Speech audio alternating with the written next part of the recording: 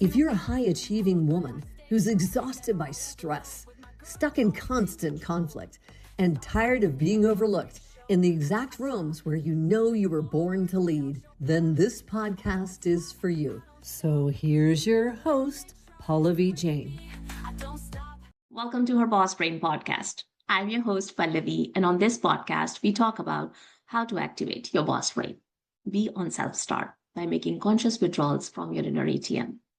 Because leadership doesn't begin with doing more or when everything outside is calm.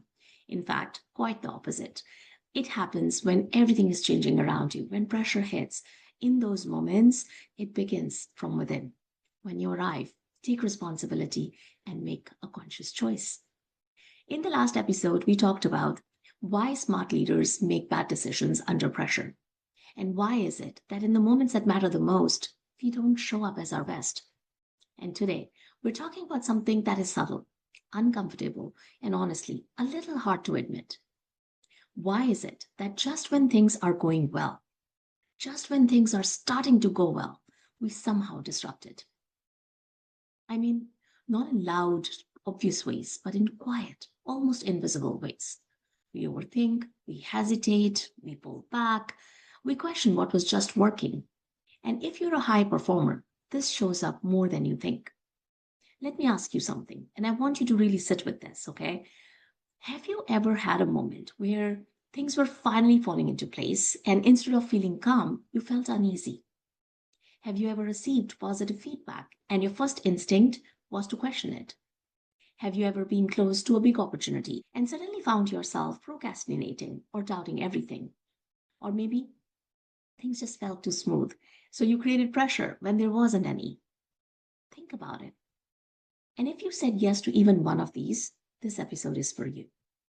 You know, there was a phase in my journey where things were finally moving. Opportunities were coming up. The right people were coming into my world. The work I had been putting in was starting to show. And from the outside, it looked like momentum. But internally, it didn't feel grounded. I felt like restless, I remember one specific moment where I had just delivered a powerful session. The energy in the room was strong, people were engaged, the feedback was incredible. And instead of allowing myself to sit with that, I opened my laptop. And I started picking it apart like, oh, I should have explained that better. Well, that example didn't really, hold or wasn't strong enough. And was that really impactful or were they just being nice? And then I did something even more interesting. I immediately moved to the next thing, planning, fixing, improving, not from clarity, but from discomfort. Because being in that moment of things going well didn't feel natural to me. And that's when I realized something that changed everything for me. Nothing was wrong externally. My system just didn't recognize this level of success as safe. So, what is actually happening here? This is where a powerful concept comes in. This is often referred to as the upper limit problem, a term popularized by Gay Hendricks, and simply put in his words, it's the internal threshold for how much success, ease, visibility, and joy you allow yourself to experience before your system tries to pull you back. Your brain is wired for familiarity, not expansion. Let me break this down. What really happening is your nervous system is constantly asking, is this familiar? Because familiar is predictable and predictable is safe, right? So when you step into more visibility, more recognition, more ease, more success, more fulfillment, your brain doesn't say, wow, this is amazing. It says, this is new. This is unfamiliar. This could be risky. And here's the part most people don't realize. Your brain would rather keep you in a known stress than allow you into an unknown success. Your system has a thermostat. Think of it like this, right? It's a thermostat, a normal it's used to. Maybe that normal includes pressure, proving yourself, overworking, constantly, hustling. Now suddenly things feel easier, more aligned, and your system goes, whoa, this is not our setting. So it tries to bring you back. Now, how does this show up in real life? It doesn't show up dramatically, but subtly. like overthinking something that was working, delaying your next step, creating urgency where none existed, fixing things that aren't broken, downplaying your success, holding back in rooms you have already earned. There's also a quieter version of this that most people don't notice. You know that moment when everything feels stable. There is no chaos, there's no urgency, no fires to put out. And instead of feeling calm, you feel uneasy. So, what do? You unconsciously start creating motion again. You find problems that aren't really problems. You start optimizing things that were already working. Not because something is wrong, but because stillness feels unfamiliar. And unfamiliar often gets interpreted as unsafe. That's the upper limit showing up in disguise. You're not sabotaging success consciously, you're returning to familiarity unconsciously. Nearly 70 to 75%, I've shared this before, high achieving women experience imposter syndrome. Many professionals report more anxiety after promotions, not less. And confidence often dips before stabilizing at a new level of responsibility. Now, I want you to pause for here for a moment and I want you to ask yourself, what is one area in my life right now that is actually going well? Where am I experiencing ease but not trusting it? Where am I creating pressure unnecessarily? And where am I holding myself back just slightly? Don't rush this. Your answers are pointing you to your upper limit. I want to make this real for you. I was working with a leader who had just stepped into a bigger role, a role she had worked toward for years. More visibility, more responsibility, a real seat at the table. And from the outside, everything was going well. But within a few weeks, something started to shift. She found herself like over preparing for meetings that didn't require it, second guessing decisions she would have made confidently before, holding back in conversations, waiting, overthinking how her ideas would land. And then she said something that stopped me. She said, I feel like I'm waiting to be exposed, even though nothing is wrong. Because I want you to pause here because this is the part most people misinterpret. They think I'm not ready, I'm not good enough, I need more time. But that's not what actually is happening. This is where I told her something I want you to hear very clearly. You're not afraid of failure. You're unfamiliar with success at this level.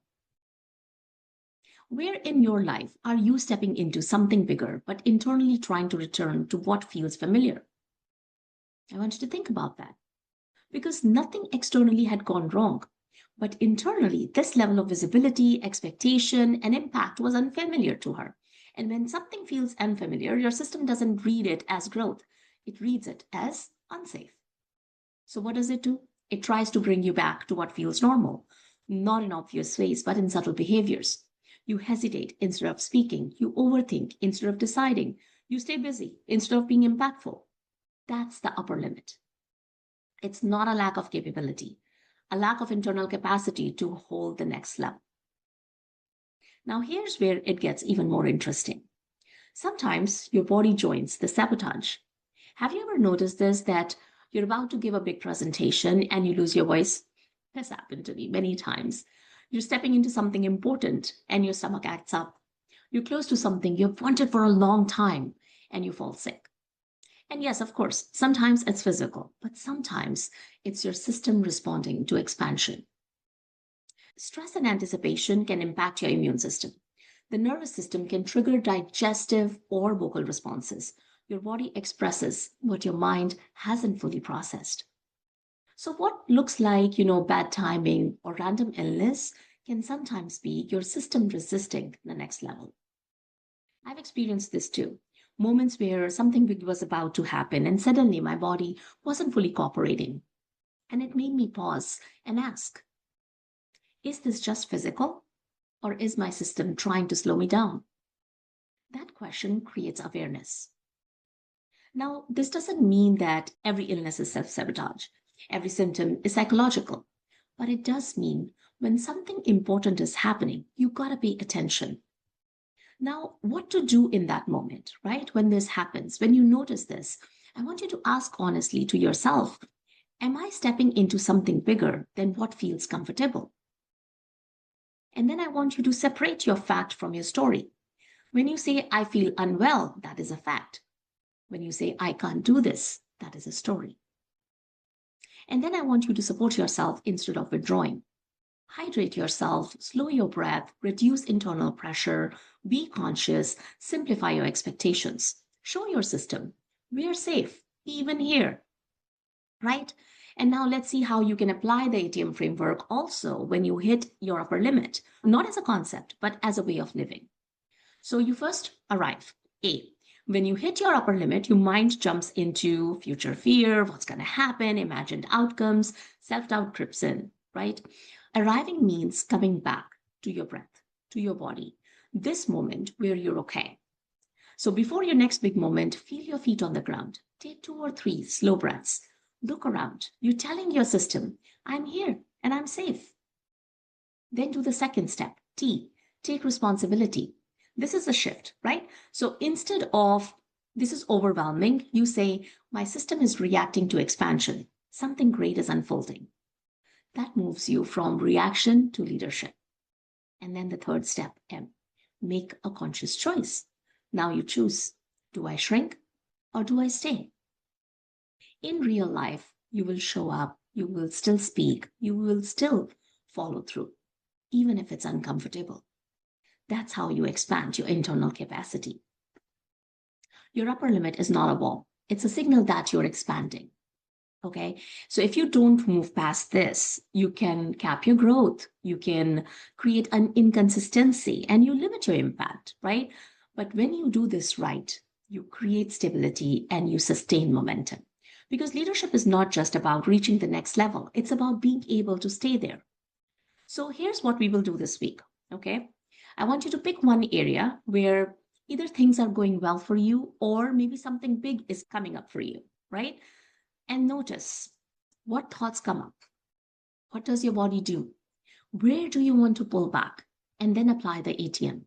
Arrive, take responsibility, and make a conscious choice. Even in a small way, because every time you do this, you expand what feels safe. And when that expands, there is no limit to how you lead, how you show up, what you create. Not because the world changed, but because you did. If this episode resonated with you, make sure to subscribe to Her Boss Brain because every week we go deeper into what it actually takes to lead from within, especially in high pressure moments and when real life unfolds.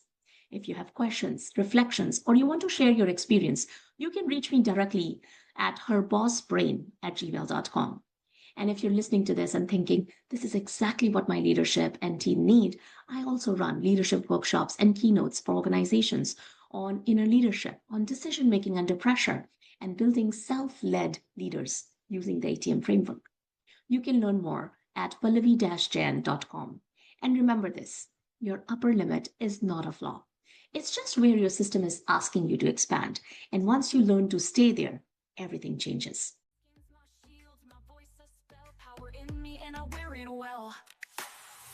So that's it for today's episode of Her Boss Brain podcast. Head on over to Apple Podcasts, iTunes, or wherever you listen and subscribe to the show. One lucky listener every single week that posts a review on Apple Podcasts or iTunes will win a chance in a grand prize drawing to win a $25,000 private VIP day with Pallavi herself. Be sure to head on over to herbossbrainpodcast.com and pick up a free copy of Pallavi's gift and join us next time.